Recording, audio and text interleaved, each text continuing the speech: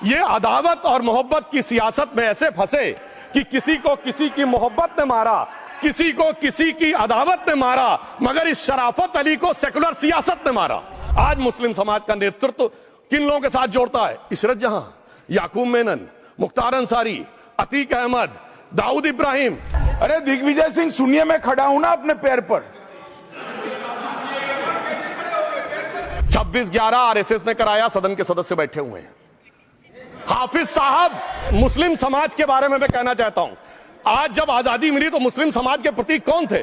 उस्ताद बिस्मिल्लाह खां, उस्ताद फरीदुद्दीन डागर, उस्ताद बड़े गुलाम अली, उस्ताद जाकिर हुसैन, जिनकी अभी कुछ दिन पहले डेथ हुई, बड़े बड़े नगमा निवार, हसरत जयपुरी, मजरूर सुल्तानपुरी, साहिर लुधियानवी, कैफी आजमी, जोश मलियाबादी, जिगर मुरादाबादी।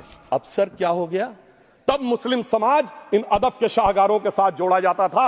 आज मुस्लिम समाज का नेतृत्व किन लोगों के साथ जोड़ता है? इशरत जहां, याकूब मेनन, मुख्तार अंसारी, अतीक अहमद, दाऊद इब्राहिम। कौन जोड़ रहा है ये? तब से सर, जब से ये सेकुलर हो गया देश 1976 से और सेकुलर सियासत शुरू हुई, उसने ले जाकर इनको इस मुकाम तक पहुंचाया। और इस वक्फ बोर्ड के बिल में भी जो बात कही जा रही है, सर, मुस्लिम समाज को यह समझाया गया कि तुम्हें बीजेपी वालों को तुमसे बड़ी अदावत है, और कहा गया इनको बड़ी मोहब्बत है। जब यह देश आजाद हुआ, मैं उत्तर प्रदेश का रहने वाला हूं, उत्तर प्रदेश में 1931 की सेंसस में 8% रेट ऑफ डेथ थी और सैयद मुसलमानों में 24% थी। यूपी की ब्यूरोक्रेसी में 20% थे। आज कहां चले गए सब? मैं एक लाइन में कहना चाहूंगा, ये अदावत और मोहब्बत की सियासत में ऐसे फंसे कि किसी को किसी की मोहब्बत ने मारा, किसी को किसी की अदावत ने मारा, मगर इस शराफत अली को सेकुलर सियासत ने मारा। ये बोल रहे हैं मुस्लिम समाज आज का इशरत जहां और फलाना टेररिस्ट के साथ नाम जोड़ रहे हैं।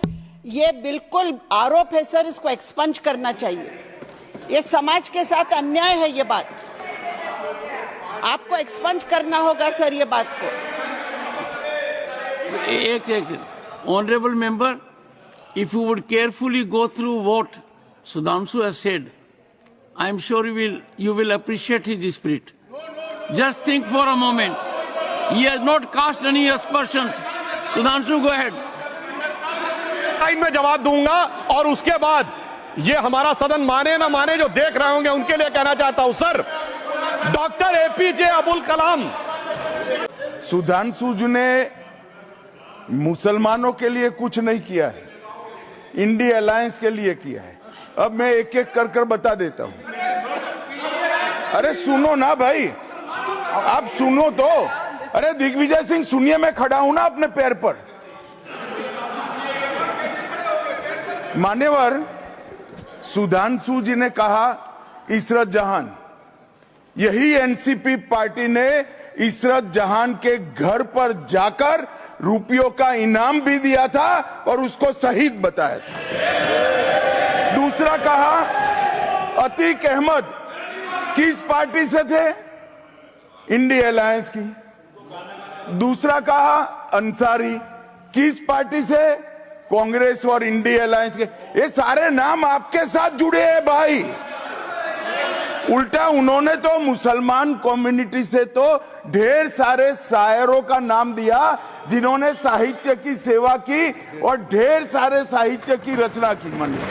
सभापति महोदय, तमिलनाडु से ही डॉक्टर एपीजे अब्दुल कलाम थे और मैं सारे सदन से कहना चाहूंगा, डॉक्टर कलाम का नमाज जनाजा और याकूब मेनन का नमाज जनाजा एक ही दिन हुआ।